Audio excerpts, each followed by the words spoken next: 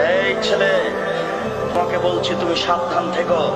তুমি যে এখন স্কুলে এসে বলছো, এই ছেলেরা, এই মেয়েরা, আগামীকাল তোমরা ফুল নিয়ে আসবা, পায়ের জুতা খুলে দিয়ে বরকতের কবরে ফুল চড়াতে হবে। তোমার মাস্টার ডিগ্রিকে কবর দিতে এসেছি, তুমি মনে রেখো। তুমি বলো সারা বাংলাদেশ কেন, সারা পৃথিবীর মানুষ যদি পায়ের জুতা খুলে দিয়ে এই বরকতের কবরে ফুল চড়ায়, তাহলে বরকতের 1 পয়সা লাভ হবে নাকি? যদি না হয় তুমি এই কাজ করলে কেন? তাহলে ওর সরস্বতী ভগবতীর কাছে কলা দেওয়া আর তোমার এই কবরে ফুল চড়ানো দুইটা সময় নয় কি? তুমি মুসলিম, তুমি মুসলিম, তুমি চিররণবীর, তুমি মরণকে করো না ভয়।